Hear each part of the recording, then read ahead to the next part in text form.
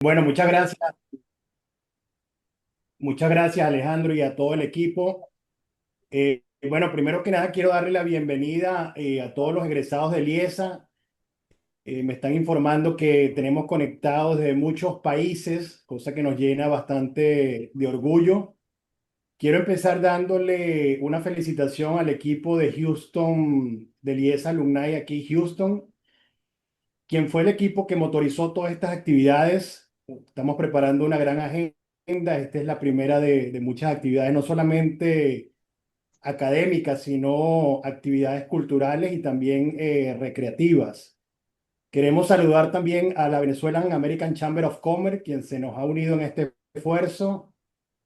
Hoy está una de sus directivas, Arivana Rangel, acompañándonos. Ya le voy a dar la palabra para que nos salude y nos comente un poco de lo que ellos están haciendo. Y también quiero saludar a la Cámara de Ejecutivos y Empresarios Venezolanos, quien también han hecho un gran esfuerzo, sobre todo en el tema de la convocatoria a este gran evento.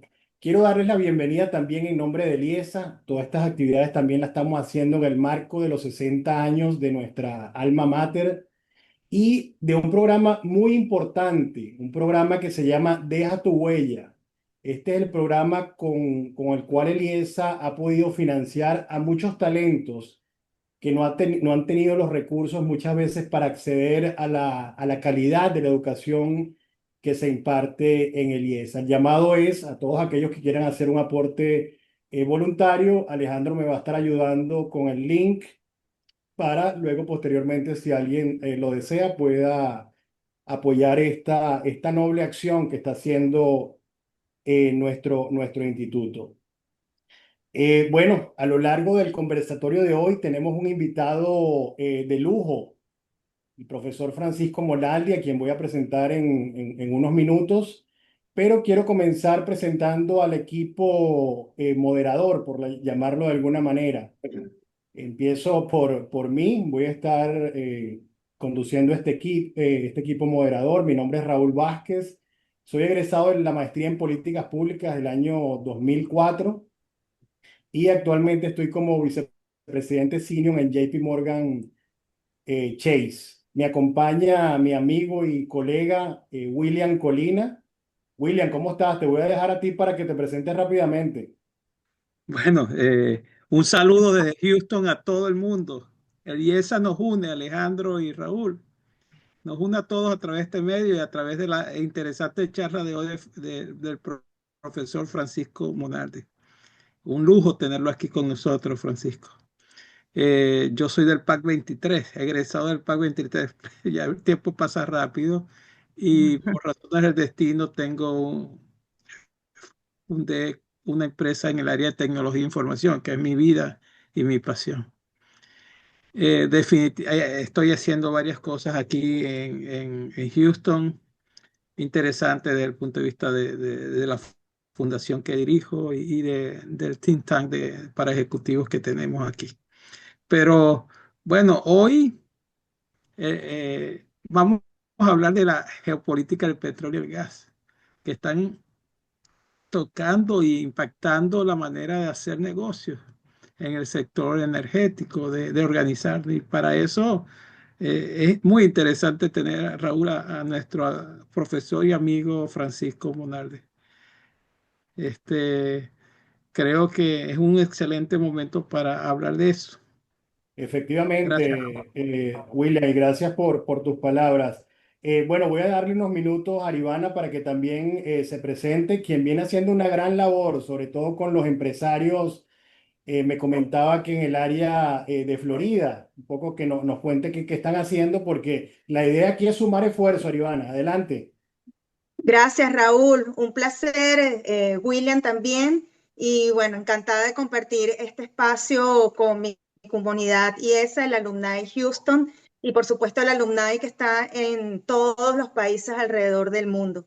Definitivamente uno de los activos más importantes que nos brinda nuestra antigua casa de estudios es ese relacionamiento y el networking y las relaciones que podemos cultivar dentro de nuestros distintos perfiles, no solamente en lo personal, sino también en lo laboral. Bueno, sí, yo actualmente me estoy desempeñando como directora de la Venezuela American Chamber of Commerce, no solamente en Florida, estamos llevando a cabo toda una serie de iniciativas, de proyectos y actividades, sino también la idea es impulsar eso a lo largo y ancho de todo el país. La Venezuela American Chamber of Commerce ya el pasado julio cumplió sus 34 años de trayectoria y en ese espacio tuvimos la oportunidad también de celebrar el lanzamiento de nuestro nuevo plan estratégico de la reciente nueva junta directiva, el nuevo Board of Directors que tenemos para esta nueva gestión. Y este plan estratégico está caracterizado por tres pilares fundamentales. Uno de esos tres pilares, por supuesto, es el Venezuelan Business Power, que es un estudio pionero, es un estudio inédito que vamos a realizar a nivel nacional en los Estados Unidos, que nos va a permitir por primera vez tener una data y levantar con una metodología muy rigurosa desde el punto de vista cualitativo y cuantitativo cuáles son esas empresas lideradas por venezolanos y con capital venezolano en las principales ciudades de los Estados Unidos. Este estudio, por supuesto, tiene el aval académico también de la Florida International University y lo estamos haciendo también de la mano de la empresa Datos.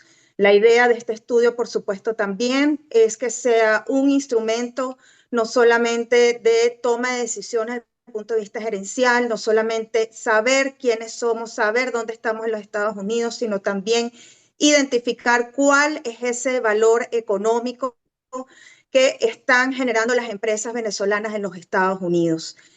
De igual forma, este estudio nos va a permitir identificar esa fuerza laboral, ese talento humano que estamos a su vez impulsando dentro de los Estados Unidos bajo el liderazgo responsable de estas empresas que estamos, por supuesto, impulsando en el país.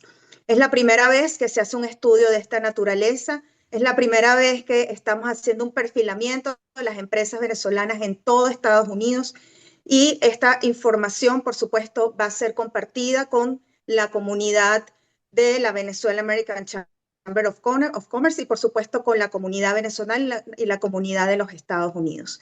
Esto también va a ser una plataforma que nos va a permitir hacer vocería, no solamente desde el punto de vista de toma de decisiones de negocios, de crecimiento de negocios, de valor económico, sino también toma de decisiones en cuanto a políticas públicas en los Estados Unidos.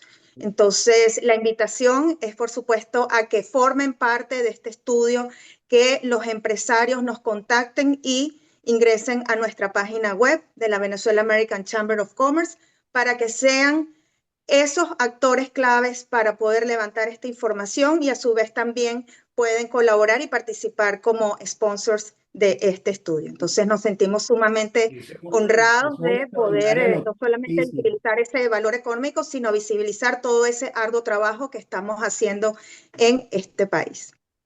Así es, y bueno, y qué orgullo que te encuentras motorizando ese esfuerzo como egresada de IESA, y muy al lugar ese estudio, sobre todo ahorita que tenemos que levantar el gentilicio venezolano aquí en tierras americanas que ha sido tan vilipendiado, ¿no?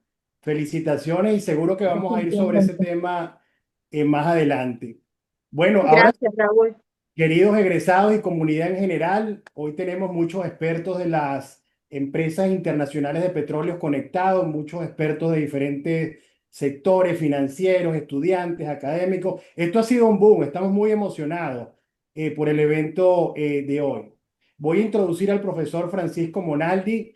El profesor Francisco Monaldi, para quien no lo conoce, es uno de los académicos más citados a nivel mundial en el tema energético y a quien agradecemos profundamente porque sabemos de su apretada agenda, hizo un espacio para conversar con nosotros en la noche de hoy.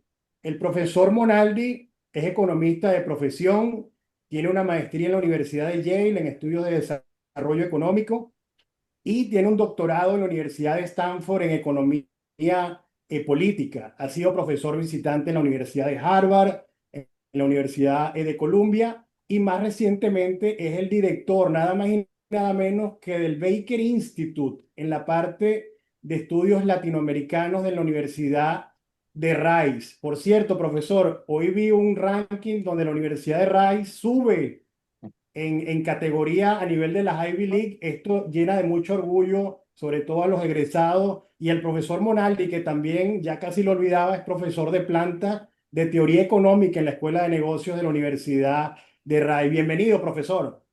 Encantado, Raúl, encantado de estar con ustedes y bueno, encantado de participar en actividades del IESA y además pidiéndoles a todos que por favor colaboren con esta campaña para becas en el IESA. Recuerden que la situación en Venezuela es complicada y hay mucha gente que es muy talentosa que sin ese tipo de becas no puede tener acceso a una educación de calidad. Entonces, espero que puedan colaborar. Excelente, gracias, profesor. Bueno, ya entrando en materia, profesor, y como para abrir este conversatorio, un poco lo que estamos viendo es el tema de la energía que está en la palestra del debate internacional, pero estamos también viendo una serie de variables que están incidiendo en ese escenario, complejizándolo, por decirlo de alguna manera, como el surgimiento de conflictos geopolíticos, los acuerdos de cambio climático, todo el tema de la inteligencia artificial y no menos importante, un elemento que pareciera que está causando tensión, ya vamos a ir sobre eso, el tema de la reconfiguración de los marcos normativos de las políticas energéticas de muchos países, verbigracia lo que estamos viendo en Estados Unidos. La pregunta, profesor, es, en el marco de todo esto que está pasando como todo al mismo tiempo y en base a sus investigaciones, ¿cuáles son esos desafíos y oportunidades que usted está viendo en el mercado internacional de política internacional energética? Seguro. Bueno, como tú bien dices, este es un momento, en general, en la industria energética y en particular la industria petrolera siempre ha sido, digamos, muy interesante, muy cambiante, con muchísimos factores afectándole, porque es como la sangre que mueve la economía mundial, ¿no? Sabemos que sin energía no hay desarrollo económico. Si ustedes ven esa curva histórica ven el ingreso per cápita, vamos a decirlo así, de los habitantes del mundo por cientos de años se mantiene casi igual, un crecimiento muy pequeño y se dispara con la revolución industrial por el uso de la energía, primero el carbón, después el petróleo, el gas y más recientemente las energías renovables. Entonces, es un sector estratégico, es un sector que está muy impactado por lo que pasa en la economía global y lo que pasa en la política mundial. Y como bien dices, hay varias cosas a la vez pasando, quizás más que en otros momentos de la historia, porque tenemos las cosas que típicamente han afectado al mercado petrolero, como la geopolítica, por ejemplo, del Medio Oriente, de los países de la OPEP, etcétera, pero también tenemos un impacto tremendo hoy en día de las políticas que está implementando la administración Trump en los Estados Unidos. Tenemos el impacto que ha tenido la invasión de Ucrania. Tenemos nada menos que la transición energética o las transiciones energéticas, porque no es una sola, sino son múltiples dependiendo de cada país, de las características de cada país. Y entonces hay una serie de tendencias que creo que son importantes tener en mente. Una es la demanda de petróleo sigue creciendo, contrario a lo que se pensaba quizás en el momento del COVID, que como hubo esa caída por la desaceleración o por la caída de la economía mundial, se pensó que se podía haber estado llegando cerca del pico de la demanda de petróleo, pero la demanda de petróleo ha seguido creciendo, crece a una tasa más baja, pero para darles una idea, en términos absolutos, aunque la tasa ha sido más baja, el número de barriles ha crecido más en los últimos 20 años que los 20 años anteriores, ¿no? Y claro, ¿quiénes son los que están demandando más petróleo? Son los países en desarrollo. La demanda de petróleo mundial ya llegó a su pico en los países ricos del mundo, ¿no? En Europa, Estados Unidos, Japón, ya está declinando. No es que está declinando muy aceleradamente, pero está declinando. Y bueno, como ya ustedes saben, en este siglo tuvimos ese crecimiento loco de la demanda en China que llevó a los precios del petróleo a niveles muy altos, pero ya la China, por una serie de razones, la economía china ya no crece a la velocidad que crecía antes, la penetración de vehículos eléctricos ha sido realmente espectacular en China. Y entonces la China ya no es el centro, el motor mundial del crecimiento de los barriles como era en el pasado, pero tenemos otras economías emergentes como la India que están incrementando muy rápidamente la producción.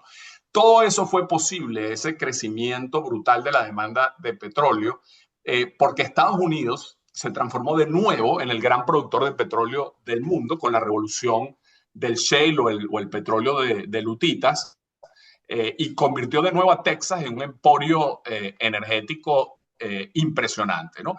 La producción en Estados Unidos venía decayendo desde los años 70 y de repente se produce esta vuelta a incrementarse. Para darles una idea, si uno lo mide en términos de los hidrocarburos líquidos, es decir, no solo incluyendo petróleo crudo, sino condensados y líquidos de gas natural, que son como un petróleo muy liviano. De cada 4 barriles que se producen en el mundo, 1 se produce en Estados Unidos y Canadá. Y de hecho, en Estados Unidos, más del 20% de esos barriles. Eso cambió la geopolítica mundial. Y en parte eso es lo que lleva eventualmente a que pasara una cosa que jamás los politólogos, los expertos de relaciones internacionales se habían imaginado, que fue esta alianza entre la OPEP, liderizada por Arabia Saudita, y los rusos. Recuerden que después de Estados Unidos, los 2 grandes productores de petróleo del mundo son los rusos y los sauditas. Y por supuesto, con los sauditas, los otros países de la región del Golfo Pérsico, ¿no? Entonces, esa evolución de la geopolítica, digamos, de la OPEP, etcétera, es mucho una respuesta a lo que pasó en los Estados Unidos. Entonces, ahora, para aterrizar un poco más al momento actual, la otra cosa es que esa demanda que yo les decía de energía que estaba llegando a un pico o a una meseta en los países ricos, ahora tiene una interrogante muy grande, que es el aumento de la demanda de energía eléctrica por la inteligencia artificial y las bases de datos, el manejo de datos.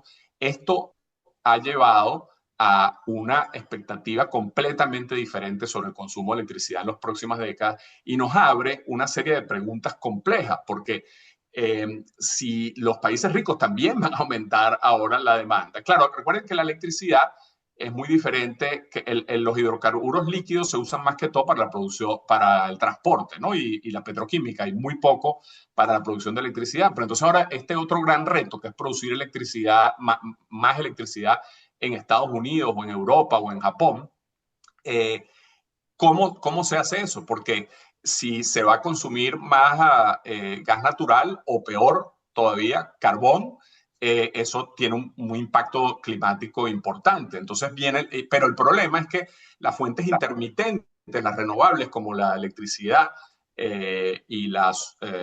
como la solar y la eólica, no requieren, digamos, un backup de otro tipo de energía para los momentos en que no están produciendo. Y digamos, data centers requieren una energía, una oferta de energía permanente y confiable, ¿no? Entonces, por eso está volviendo a poner de la palestra algo que no nos imaginábamos y que la administración Trump le ha puesto mucho énfasis, que es la energía nuclear, ¿no? Que es un tema que es la única fuente de energía en el mundo que no creció en los últimos 20 años, es la energía nuclear, por el cierre de las plantas en Japón y Alemania y algunos otros lugares, ¿no? Pero ahora se percibe que eso viene subiendo. Y vayamos a este año, enfocarnos un poquito a este año. ¿Qué se esperaba en el mercado petrolero mundial este año? Se esperaba que como la economía mundial está creciendo más lento y las políticas, además de la administración Trump, de la guerra, digamos, comercial, iban a generar un menor crecimiento global, eso combinado con el aumento que ha venido habiendo de producción en países no OPEP, ya les hablé de Estados Unidos y Canadá, pero interesantemente, y eso hablaremos más adelante, Latinoamérica ahora juega un rol importante, sobre todo por Brasil y Guyana, ¿no? Entonces, ese aumento de producción no OPEP estaba cubriendo el incremento de la demanda mundial y durante un tiempo la OPEP lo que hizo fue recortar el año pasado Pero de repente los sauditas cambiaron de política y ahora están volviendo a incrementar la producción. Y digo los sauditas porque ellos son los que mandan en la OPEP.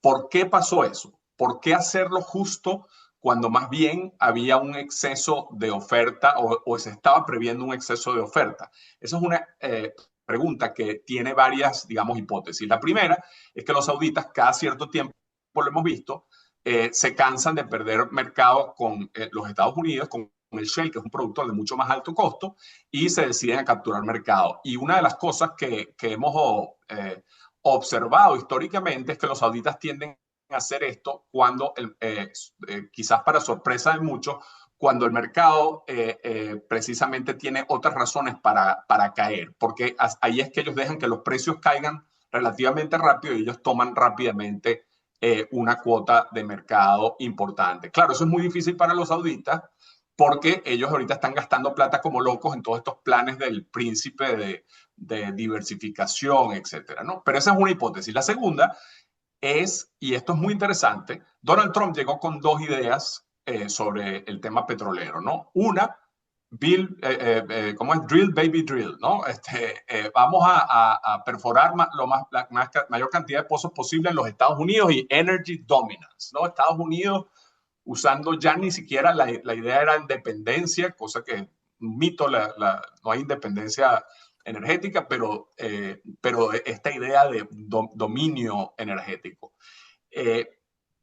Pero a la vez, el presidente Trump quiere precios de petróleo más bajos para controlar la inflación, que es digamos, si ustedes ven uno de las dinámicas fundamentales que ha generado problemas a todos los gobiernos del mundo en los últimos 5 años ha sido la inflación. Ha llevado a que muchos presidentes pierdan elecciones, ¿no? Entonces, Trump está muy consciente de eso y quiere precio del petróleo más bajo. Entonces, Trump presionó a Arabia Saudita para incrementar la producción y para que otros socios como los Emiratos lo hicieran. Y después están otros factores, digamos, adicionales, que son, por un lado, el tema de que los sauditas también tienen que disciplinar a la OPEP cada cierto tiempo y a la OPEP Plus, porque hay productores como Kazajstán o Irak que a veces que hacen trampa, ¿no? Que producen más de lo que está previsto. Entonces, todo eso nos ha generado un mercado que ha tenido una tendencia a la baja, pero que ha tenido eventos geopolíticos que cambian de repente,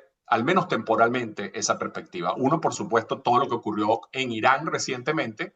Por un momento parecía que podía pasar algo que tuviera un impacto tremendo, como alguna afectación del estrecho de Hormuz o algo así. Eso no pasó y los precios volvieron a bajar, pero ahora tenemos otra ola de temas geopolíticos que tiene que ver con todo este tema de las sanciones que Estados Unidos ha impuesto y por supuesto en algún momento podemos hablar de las de Venezuela, pero en particular ahorita están en el tapete las de Rusia, porque Putin, Trump creía que iba a ser relativamente fácil negociar con Putin, pero obviamente no lo ha sido y entonces ahora le quiere poner más presión y una de las maneras como le está poniendo presión es básicamente amenazando a la India, bueno, no amenazando, ya le pusieron a la India aranceles secundarios por estar comprando crudo ruso. Hasta ahora a la India nadie le había dicho que no comprara crudo ruso, sino solo que había un price cap, es decir, un precio por encima del cual no se le podía comprar, no se le podía pagar más a los rusos que ese precio. Obviamente eso en muchos casos no se cumplía, el mercado negro es gigantesco hoy en día, hay todo este sistema de barcos fantasmas, etcétera, pero esa es la otra dimensión ahorita. Entonces, es un tablero en el que Venezuela es un caso bastante menos relevante, pero los temas más relevantes son la rivalidad geopolítica entre Estados Unidos y China con el tema comercial, la guerra en Ucrania y todo lo que eso implica, y por supuesto todo el tema del Medio Oriente con Irán y bueno, lo que pueda hacer la OPEP.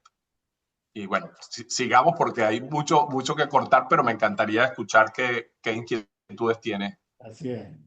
Sí, profesora, en los modelos de negocio tenemos el modelo estatal, el modelo mixto y el modelo privado. En estos momentos, qué oportunidades y limitaciones y amenazas incluso hay en esos modelos, sobre todo para atraer capital y nuevas tecnologías, ¿no? ¿Y cómo ve usted ese tema del modelo? ¿Cuál es una comparación, esas limitaciones, esas oportunidades?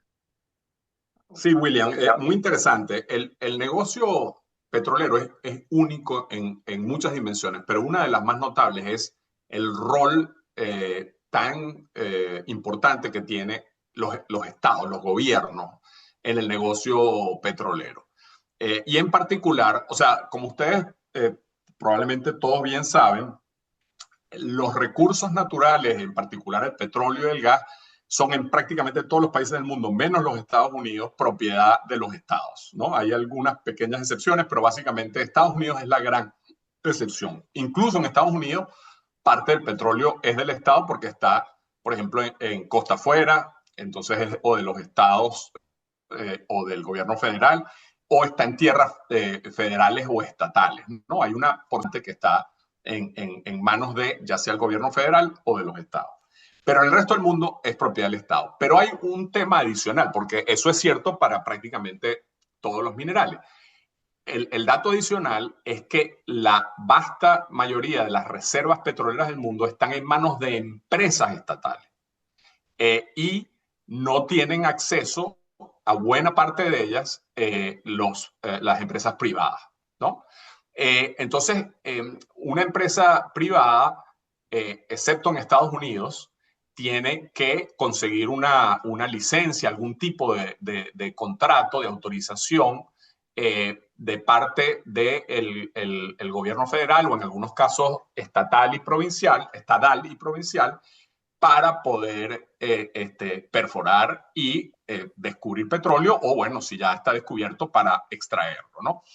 Ese dominio brutal de las empresas estatales que empezó en los años 70 o que se creció tremendamente en los años 70 con las nacionalizaciones de la OPEP y desde entonces apenas ha variado, tiene que ver con una cosa fundamentalmente, que es que el negocio petrolero generalmente genera unas ganancias extraordinarias muy grandes, sobre todo para los países que son naturalmente de bajo costo.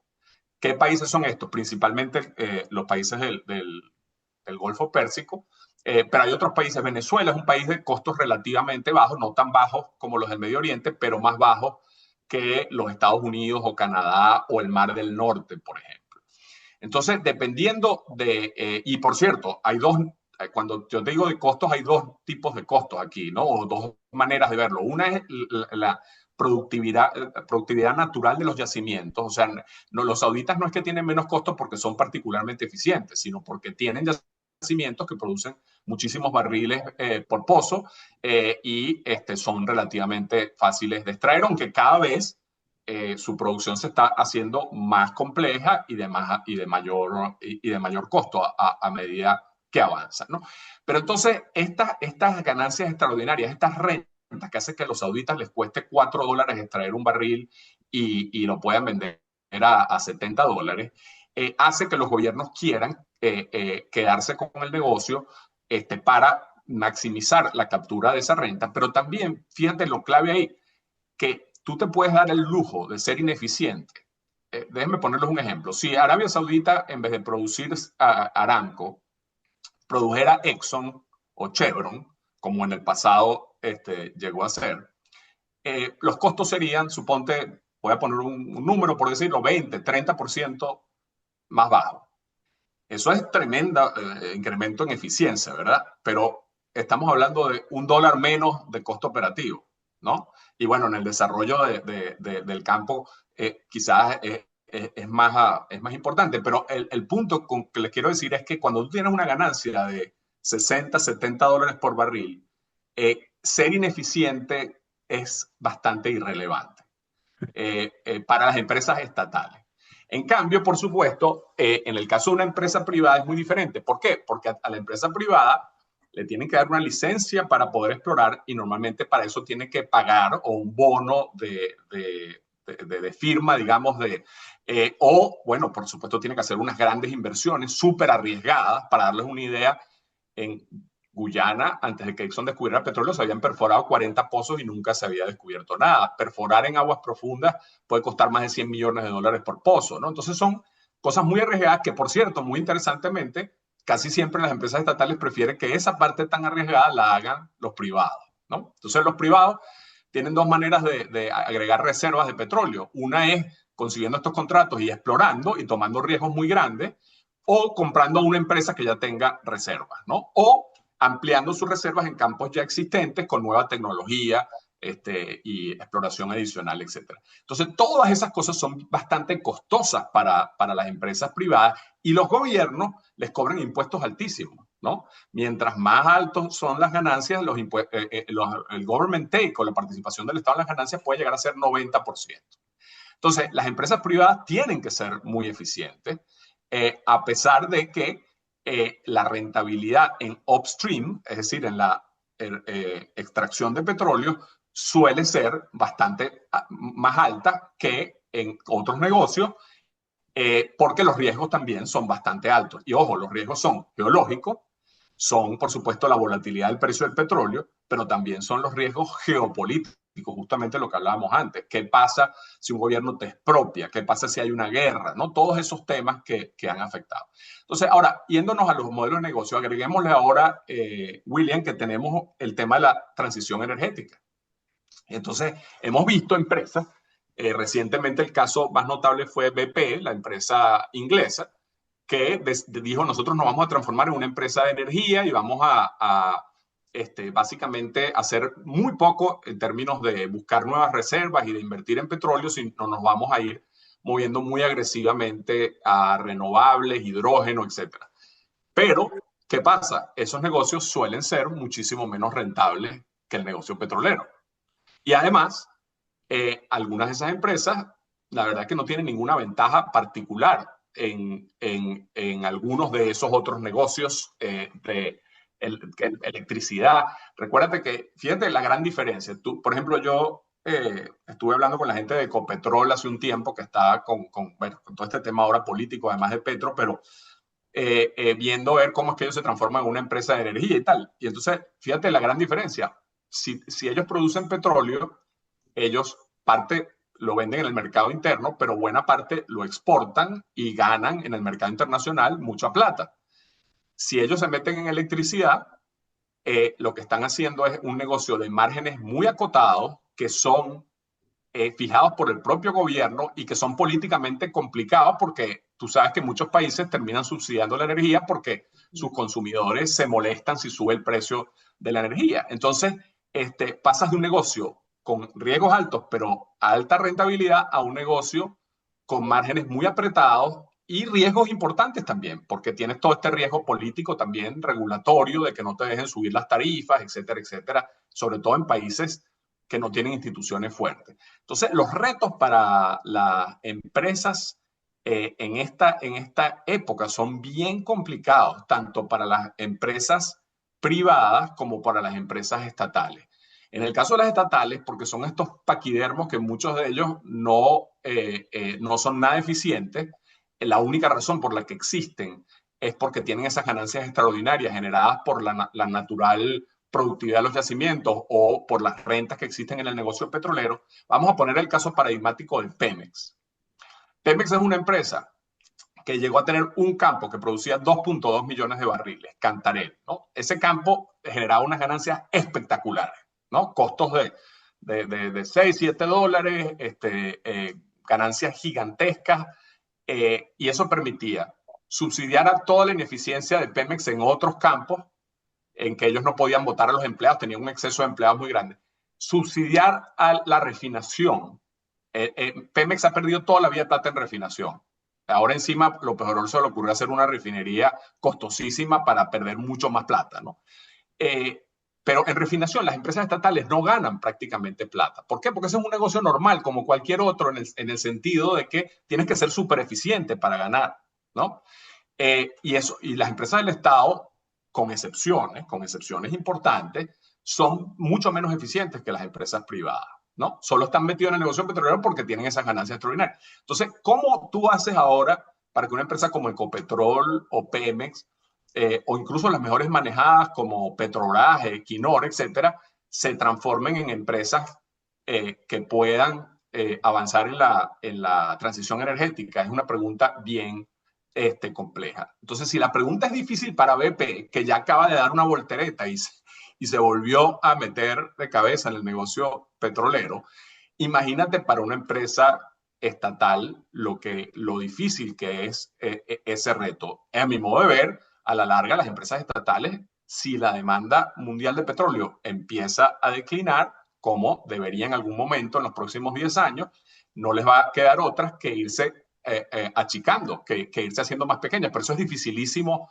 de hacer políticamente. Entonces, son retos muy, muy grandes. Y déjame agregarle un último punto, que es que las presiones de los accionistas y de algunos gobiernos. Shell se tuvo que ir de Holanda o de, ¿cómo que es? Países Bajos, ahora no les gusta que lo llamen Holanda, porque la Corte Suprema de Holanda y el gobierno holandés le estaban diciendo que ellos tenían que descarbonizarse aceleradísimamente. Entonces dijeron, bueno, eso no lo podemos hacer. Se terminaron de ir para Londres, ¿no? Para Inglaterra. Y de vez en cuando se rumora, aunque yo no creo que pase, que capaz se vienen para Texas. Al final todos los que están bienvenidos acá. Bueno, por supuesto Shell tiene una buena parte de su gente aquí en Houston. Pero tienes esa presión de accionistas muy activistas que incluso en empresas como Exxon, que era impensable, ahora le han pedido a la empresa que se descarbonice. Y por otro lado, lo que tú ves por ahora es que la demanda de petróleo sigue subiendo. Y las empresas están invirtiendo mucho menos de lo que deberían invertir si la demanda sigue creciendo como la seguimos viendo en este momento con los modelos tradicionales que uno tiene, que tienen crecimiento poblacional, crecimiento económico, cambio tecnológico, etcétera, etcétera. Uno sigue viendo esa demanda incrementándose, aunque como les digo, una tasa menor y en algún momento va a llegar a un pico. Entonces, el problema es que si esa demanda sigue creciendo y las empresas, en cambio, no están invirtiendo, vamos a un choque petrolero en los próximos 5 años o 6 años, 7 años, por falta de inversión. Y parte de esa falta de inversión vendría por esas presiones que tienen las empresas privadas internacionales, que por cierto, solo digamos, el foco de las presiones de cambio climático ocurren sobre esas grandes empresas internacionales, cuando ellas todas juntas producen un poco más o cerca de lo que produce Aramco, ¿no? En vez de enfocarse, por supuesto, en las empresas estatales, pero que están, por supuesto, en otros países, etc. Entonces, bueno, para redondear, este es un momento súper complicado para el sector energético, porque la incertidumbre, recuérdense que los economistas somos malos prediciendo hasta el pasado en el sector energético, pero ni hablar del futuro. Y en particular, somos malos en predecir cosas como el precio del petróleo, a veces, como ustedes bien saben, en los próximos 6 meses. Pero ni hablar de lo difícil que es predecir la demanda de petróleo en un periodo de 20, 30 años, ¿no? Hemos fracasado en el pasado y dado lo que está pasando ahora, que ya no es... Recuérdense, todas las transiciones anteriores que hubo de energía fueron puramente motivadas por la tecnología y la economía.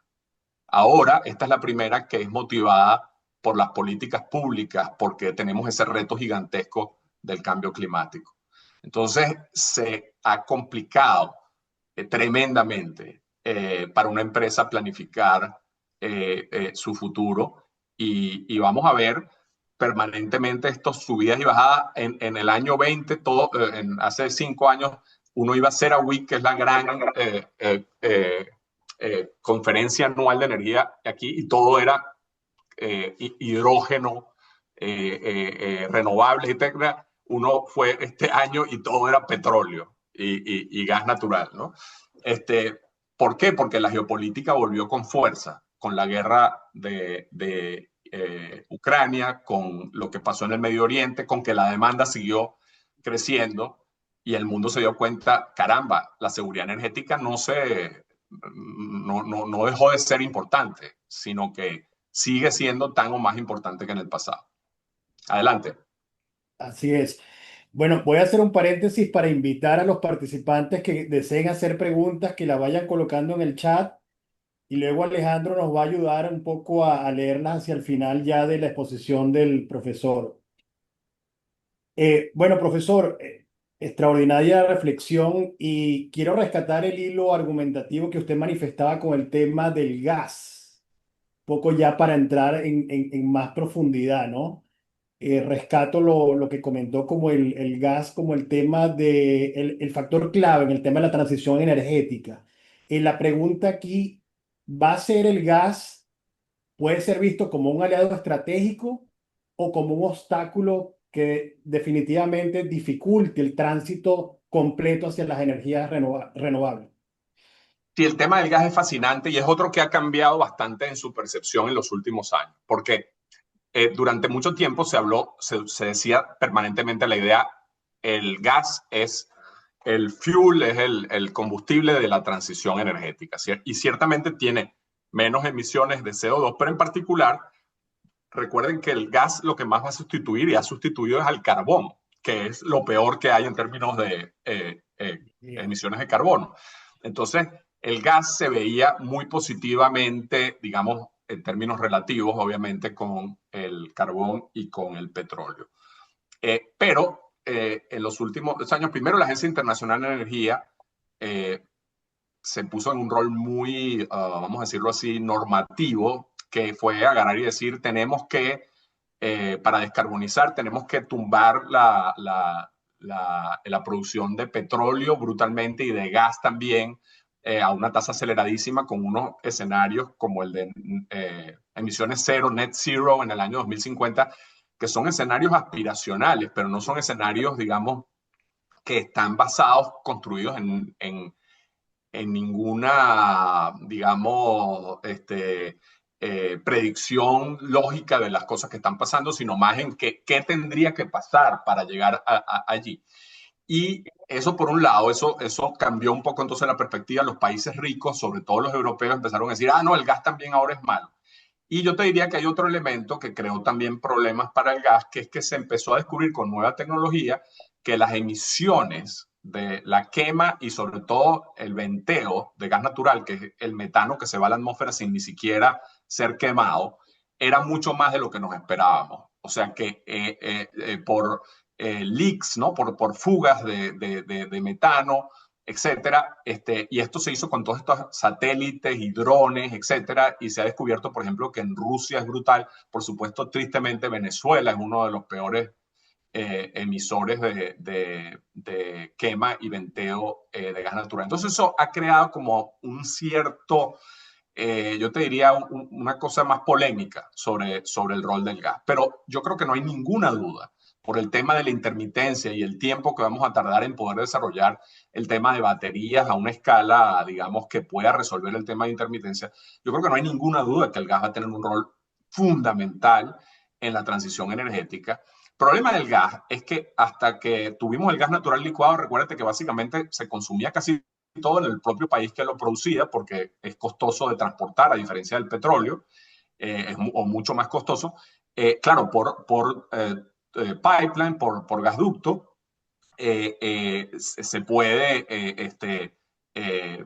desarrollar el mercado, pero es bastante restringido, ¿no? Con todos los temas de que construyes una infraestructura para un lugar específico, etcétera. Compara eso con el petróleo, que tú pones el petróleo en un puerto y de ahí hay un mercado global de petróleo, ¿no?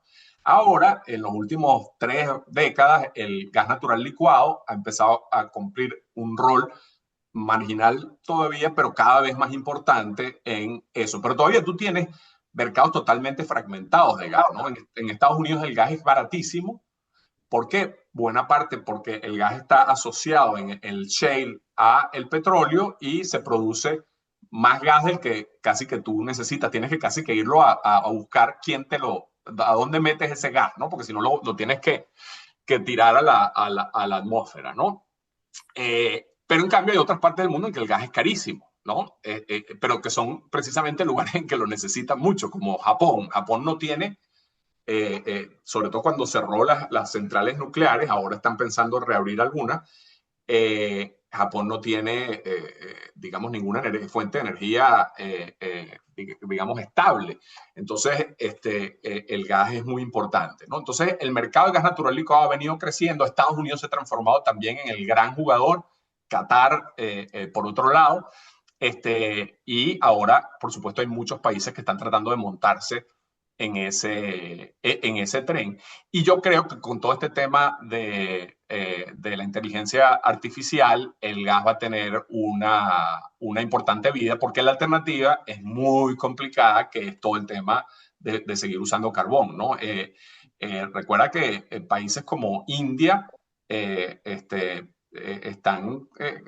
cada vez más, tienen que usar cada vez más carbón, porque son países en que el crecimiento económico tiene que venir acompañado de crecimiento en la producción de electricidad, y ellos no tienen suficiente alternativas, no tienen suficiente gas, y no es posible hacerlo con renovables en el corto plazo. Entonces, el carbón va a seguir siendo la fuente fundamental de generación de electricidad en muchos países.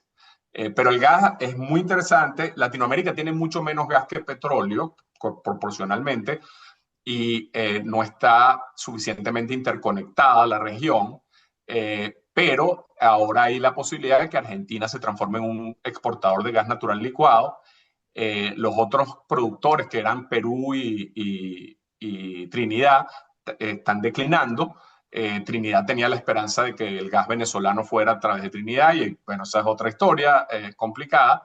Y México, que es uno de los grandes importadores de gas del mundo y que se beneficia tremendamente de estar al lado de Estados Unidos, ahora está aprovechando que es muy difícil sacar el gas de Estados Unidos hacia el Pacífico para que se saque por México, ¿no?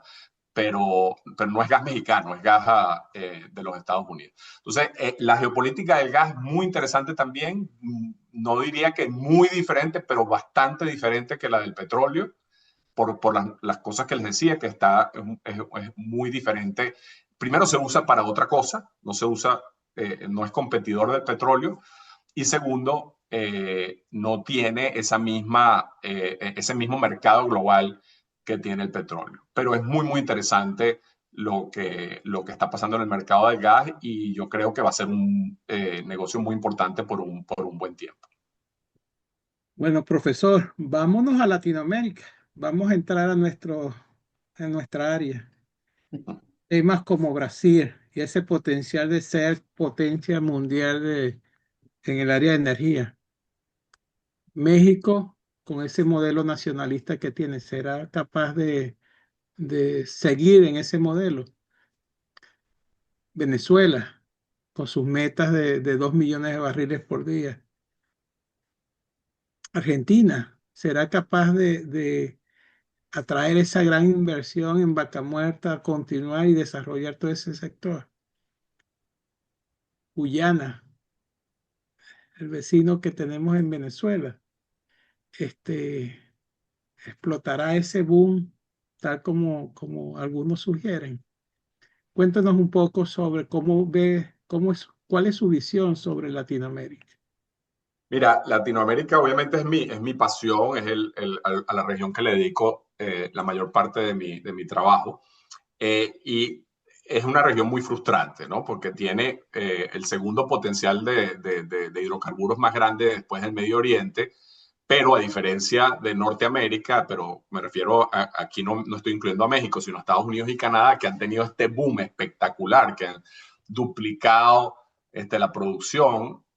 América Latina, durante el boom de precios de la primera parte de este siglo, la producción cayó en la región en vez de subir, ¿no? América Latina y Estados Unidos y Canadá producían lo mismo, 10 millones de barriles, y Latinoamérica bajó para 7 y Estados Unidos y Canadá subieron para 25, ¿no? Una cosa realmente, y más allá de que tú digas, bueno, pero es que hubo la revolución del shale, etcétera, sí, pero en América Latina había potencial de desarrollar la faja del Orinoco, más recientemente la Vaca Muerta en Argentina, etcétera, y en casi todos los países de América Latina la regla ha sido desarrollo de mucho menor del potencial, ¿no? Pero hay unos países en que, como tú acabas de decir muy bien, está habiendo un boom muy importante en el tema de hidrocarburos. Brasil, sin duda, el país que hace 3 décadas nadie se hubiera esperado que Brasil iba a sobrepasar a México y a Venezuela como el principal productor de petróleo de la región. Brasil se veía como un país con una geología no tan promisoria, pero la verdad que hay que reconocer que Petrobras es una empresa que tiene unas capacidades que no tienen otras empresas de la región. Fue capaz de invertir miles de millones de dólares en exploración y tuvo suerte, tuvo éxito, descubrió, además, por supuesto, el modelo brasileño ha sido mucho más institucionalizado y hacia largo plazo. Brasil es uno de los pocos países de la región en que nunca se ha renegociado forzosamente un contrato o expropiado. Ellos han hecho cosas malas al sector, pero siempre ha sido para los nuevos contratos, ¿no? Solamente hay unos pequeños casos en que uno puede decir lo contrario. Y ese modelo en que Petrobras está parcialmente privatizada, en que hay una agencia reguladora independiente, etcétera, les ha resultado bastante exitoso. Ojo que Brasil va a producir pronto 4 millones de barriles, pero debía poder estar produciendo 5. Pero si tú comparas eso con Venezuela, que debería estar produciendo 5 y produce menos de 1, bueno, obviamente podemos decir que el desempeño de Brasil ha sido excepcional en la región. El caso de Guyana, espectacular y tristemente nos pone una cantidad de lecciones a los demás países.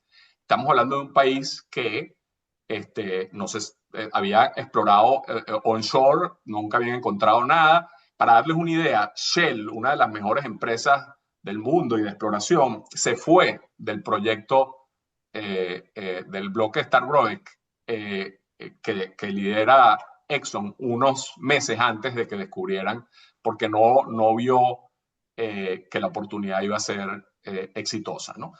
Y para sorpresa de todos, Exxon, que es una empresa de, por supuesto, primerísimo nivel en esta materia de exploración, descubre 11.000 millones de barriles y con potencial de descubrir bastante más. Y eso lo descubren en el año 2015 y ya para el año 2019 están produciendo y ahora pronto van a llegar a 1 millón de barriles. Guyana se está transformando, ya es creo que el segundo país que más produce por habitante en el mundo, ya superó a Arabia Saudita, pero en cuestión de un par de años va a ser el país que más produce petróleo per cápita en el mundo. Y va a producir muchísimo más de lo que jamás produjo Venezuela per cápita, ni siquiera en la época de Pérez Jiménez, que fue nuestro pico histórico de producción por habitante. Es una historia increíble porque ahí no hay empresa estatal, ahí es una empresa que se llama Exxon, que es una de las líderes del mundo, aplicando toda la tecnología, invirtiendo muy agresivamente, y aunque ya hay algunos nubarrones, porque no sé si ustedes saben que ahorita estamos justo antes de las elecciones de Guyana, y hay un partido que dice que hay que renegociar el contrato de Exxon. Eso cíclicamente, la cosa populista del nacionalismo de los recursos naturales pasa en casi todas partes. En algunos países logran, digamos, las instituciones evitar que eso lleve a un deterioro del Estado de Derecho y de la santidad de los contratos, etcétera, pero en otros no. Vamos a ver si Guyana lo hace bien o no. Pero es una historia impresionante, porque que Guyana produzca 1 millón de barriles al lado de Venezuela, cuando no tenía un solo barril de reservas hace nada, y que Venezuela tenga las reservas que tiene, es realmente una historia insólita. Y bueno, estaba, por supuesto, todo este tema de que hay un diferendo territorial entre los dos países y puede ser que haya petróleo liviano en la parte, digamos, más cercana al lado venezolano, aunque hasta ahora lo que se ha descubierto hacia nuestro lado es más bien gas, ¿no? Por cierto, de nuevo, otra la misma lección trágica. Trinidad desarrolló un emporio de gas natural licuado en los últimos 30 años y Venezuela no ha exportado una molécula de gas, jamás, ¿no? Entonces, Venezuela quizás es el caso más trágico, pero lo que tenemos en la región es un desempeño muy inferior al que deberíamos tener. El caso de México es dramático también, el caso de Venezuela.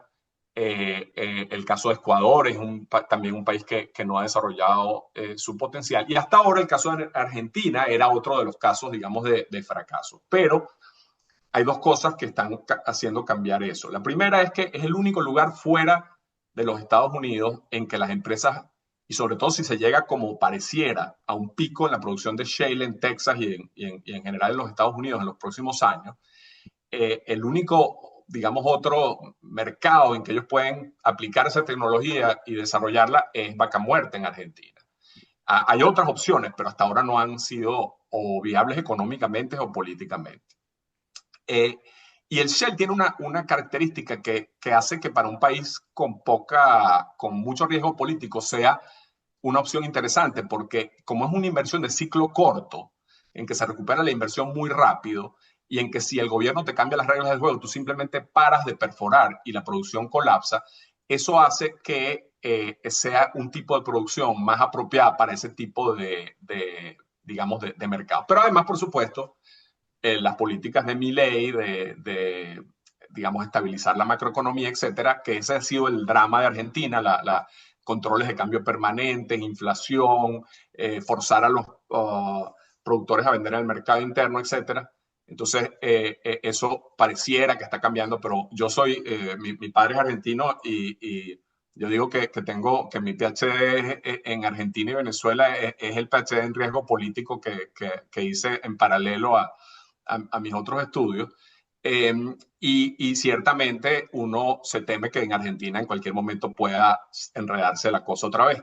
Pero en todo caso, ahorita lo que vemos es Brasil echando para adelante, además que hasta Lula es pragmático en materia de desarrollar todo lo que pueda el sector petrolero. Guyana sigue para adelante y probablemente Argentina es el otro motor. Y por supuesto Venezuela es la gran incógnita si hay algún momento un cambio de políticas y de instituciones y digamos, y una reinserción de Venezuela en el mercado internacional y en la comunidad internacional, podría ser el lugar más importante de atracción de inversiones, pero por supuesto ahorita no se ve. Profesor, veremos a Bolivia con estas elecciones de octubre ya cambiando un poco de estrategia en el tema de energía. Oye, yo espero que sí, pero Bolivia tristemente es como una especie de Venezuela en cámara lenta. Es decir, Bolivia hicieron el mismo daño de las políticas económicas equivocadas al sector gasífero, se dejó de explorar, vivieron de sus laureles de las inversiones que habían ocurrido en el pasado, empezó a declinar las reservas y la producción, y ahora encima los países a los que ellos exportaban, en particular Argentina, descubrieron su propio gas y ya no lo necesitan, y ellos tienen un rollo político por Chile que nunca han querido exportar ni a Chile ni gas natural licuado por ahí, y entonces ahora les van quedando muy pocas opciones, ¿no? Les queda Brasil, pero Brasil también tiene un montón de gas asociado, y ahora tienen que gastarse o atraer una gran inversión para explorar. ¿Van a poder hacerlo después de todo este periodo? Es difícil para las empresas apostar a Bolivia a menos que haya un cambio político sólido y creíble, ¿no? Yo creo que Bolivia está lamentablemente en una situación muy complicada para volver a poder desarrollar su sector gasífero. Sí. Bueno, extraordinarias reflexiones, profesor. Sin embargo, el tiempo es inclemente. Ya nos acercamos hacia el final del conversatorio. Alejandro, no sé si nos ayudas a leer que iba muchas preguntas en el Vale. chat. Sí, Si quieres, Alejandro, sí, yo te las comparto. Ajá. acumúlame varias y Claro, claro. Hay una interesante, profesor, que la hace el profesor Osvaldo Felizola, que está allí en Caracas, en el Centro Internacional de Energía del IESA, y dice, Francisco, ¿quieres tu opinión sobre la situación de Nagorno-Karabaj y las y las oportunidades o posibilidades que la Casa Blanca alcance a tener un corredor de gas entre Armenia y Azerbaiyán? Es algo interesante. Sí, mira, eso refleja el tema de la geopolítica del gas, ¿no? Para poder sacar el gas de Azerbaiyán hay básicamente tres rutas y todas son complicadas, ¿no? Una es por los rusos y ya sabemos, los rusos pues hacen lo que les da la gana si los azeríes quieren exportar el gas por ahí, entonces ellos siempre quisieron evitar a los rusos.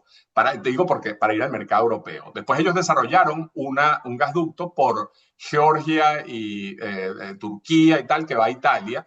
El tema es que los rusos están metiéndose en Georgia y entonces es otro problema. Entonces, claro, la histórica, digamos, guerra y rivalidad entre Armenia y Azerbaiyán no ha permitido desarrollar ese otro corredor. Pero el problema es que estos son inversiones muy, muy grandes que requieren una credibilidad de largo plazo de que va a haber estabilidad, etcétera, que no es fácil de lograr, ¿no? Pero sin duda hay incentivos muy, muy importantes para tratar de conseguir rutas alternativas para llevar el gas de todo lo que es Asia Central hacia Europa, ¿no? Y los europeos, por supuesto, están muy interesados en eso, también están interesados en el Mediterráneo, en el este del Mediterráneo, toda esa zona de Israel, Egipto, Chipre, etcétera. Adelante. Perfecto. Hay otra pregunta de Noel desde México que nos dice nuestro colega, bueno, que si el cambio climático ha pasado de alguna manera a un segundo plano en las consideraciones del mercado petrolero internacional. ¿Usted considera que ha pasado en segundo plano lo del cambio climático? Bueno, obviamente el presidente Trump se salió otra vez del Acuerdo de París y ha puesto al discurso, digamos, muy lejos del tema de cambio climático. Pero eso no es el caso, obviamente, en Europa y en otros países del mundo que están muy preocupados por los efectos del cambio climático y quieren seguir con esas políticas. Y, por supuesto, en Estados Unidos mismo hay mucha preocupación y hay estados de Estados Unidos que implementan políticas al respecto. Pero no hay duda, Noel, que es impresionante ver cuando uno va a un evento como CERAWeek, el movimiento del péndulo en términos de la importancia que se le daba al tema de cambio climático acelerado comparado con ahora que se le ha dado prioridad de nuevo al tema, tanto como tú bien dices, a esas dos variables, seguridad energética y crecimiento económico con energía barata, digamos, con energía que sea estable, confiable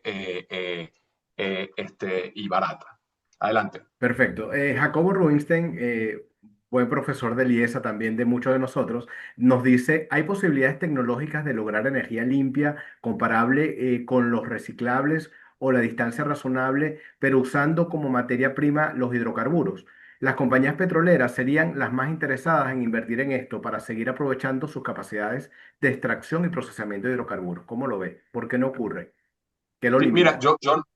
esa es una parte en donde tengo menos experticia, pero tengo colegas trabajando mucho en eso. Es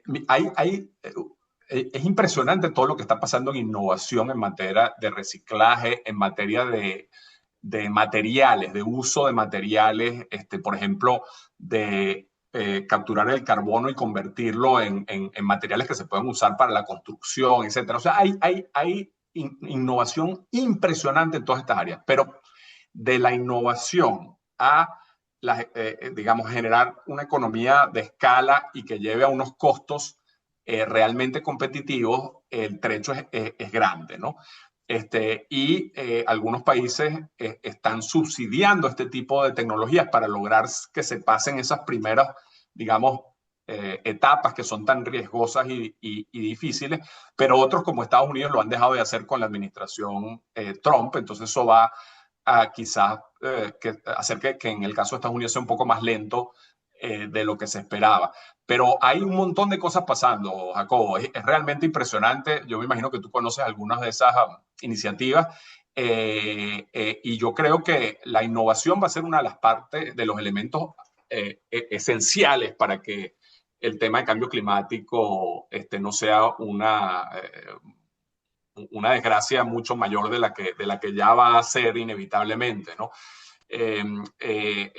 Y creo que hay que apostar mucho al tema tecnológico y obviamente eso requiere incentivos económicos y creo que el mercado un poco irá definiendo cuáles son esas iniciativas. Y sin duda, Por ejemplo, los mismos sauditas están pensando mucho en el tema de reciclaje de petroquímicos, etcétera. El sector petroquímico se ve como uno de los sectores en que más va a mantenerse la demanda de petróleo, pero a su vez hay una presión también importante para que allí se puedan reducir las emisiones, ¿no? Y entonces ese tema de los materiales, de nuevos materiales y reciclaje es muy importante. Adelante. Perfecto. Bueno, Andrés Rojas Jiménez nos pregunta que qué bueno que está en esta sala. ¿Cuál es la razón de la India para enfrentar a los Estados Unidos al comprar petróleo de Rusia? ¿Cuál crees tú que sea esa razón?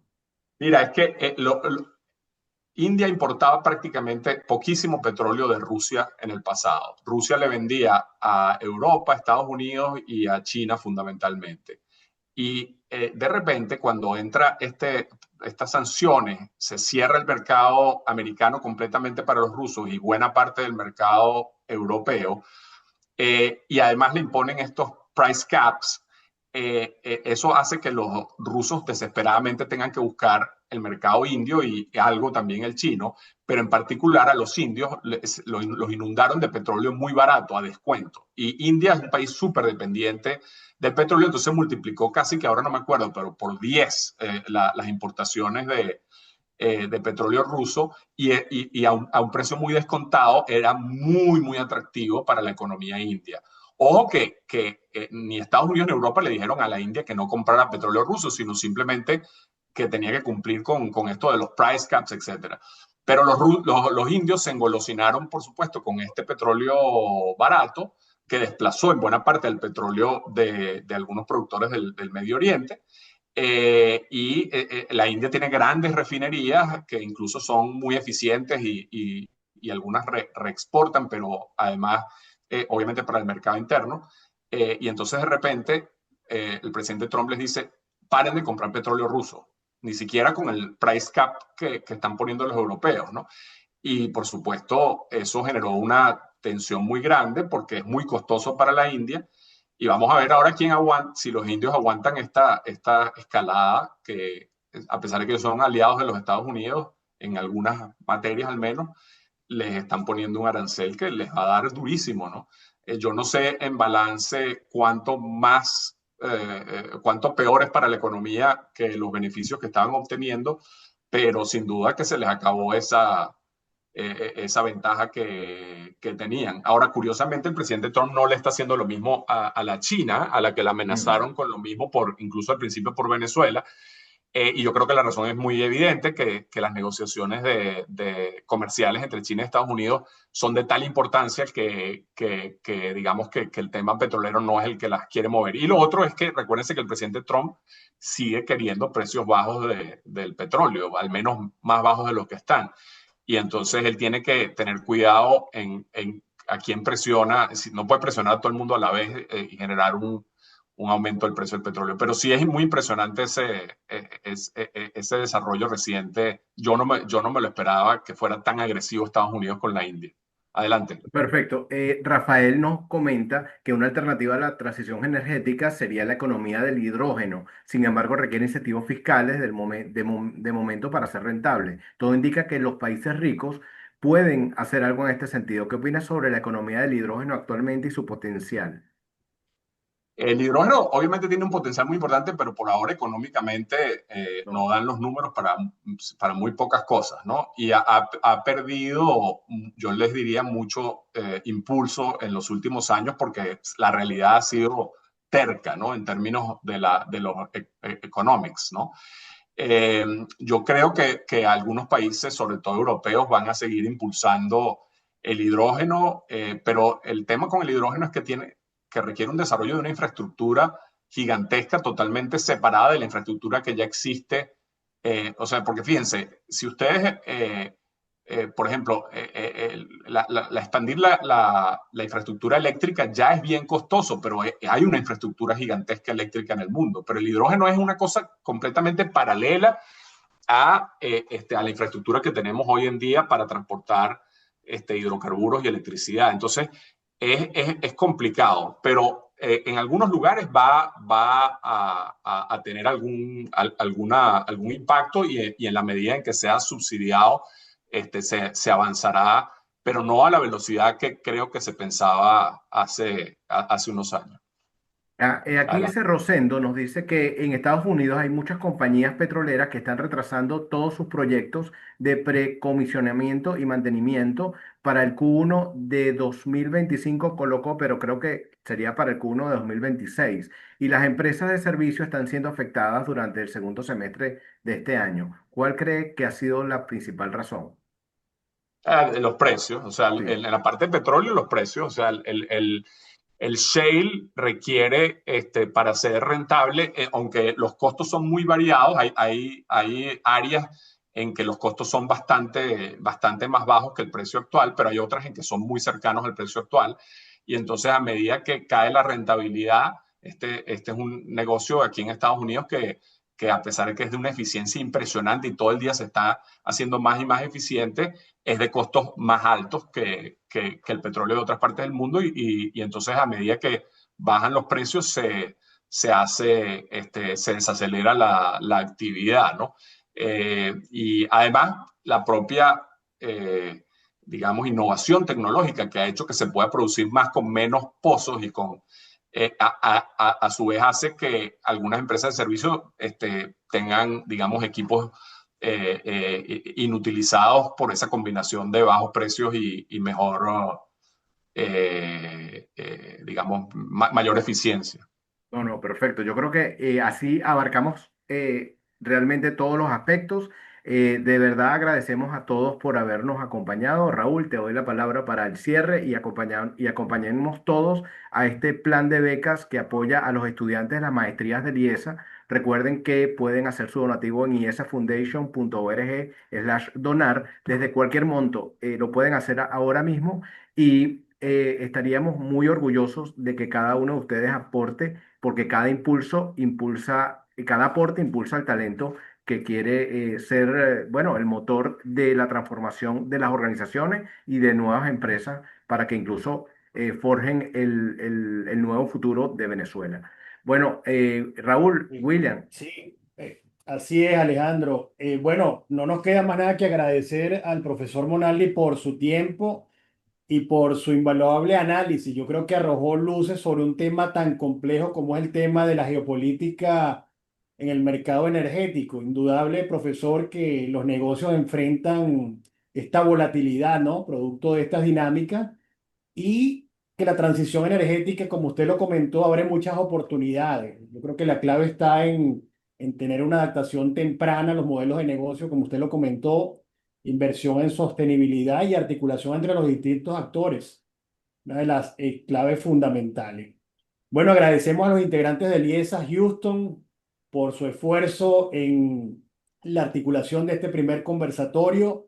No se pierdan los próximos porque van a estar muy buenos. También vamos a hacer actividades en materia cultural, en materia de esparcimiento. La idea es que nos mantengamos unidos como egresados, nosotros que estamos aquí afuera en el exilio, una manera de generar lazos, como lo decía también la compañera de la Cámara Venezolana de Comercio y también agradecerles a ellos por su empuje en esta actividad, también a la Cámara Ejecutivo de Empresarios Venezolanos en el Exterior.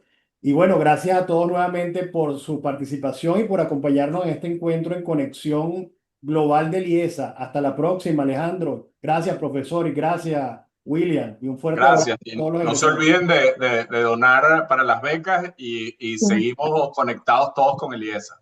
Así es. Gracias, gracias a Yes Alumni Houston y estoy segura que esta va a ser la primera de muchas actividades juntas y bueno, también invito al programa de becas porque yo fui becaria del IESA y soy de la maestría de gerencia pública, entonces los invito también a todos los asistentes a que den su aporte igualmente. Gracias, feliz noche. Feliz noche. Excelente, feliz que noches. descansen. Hasta luego.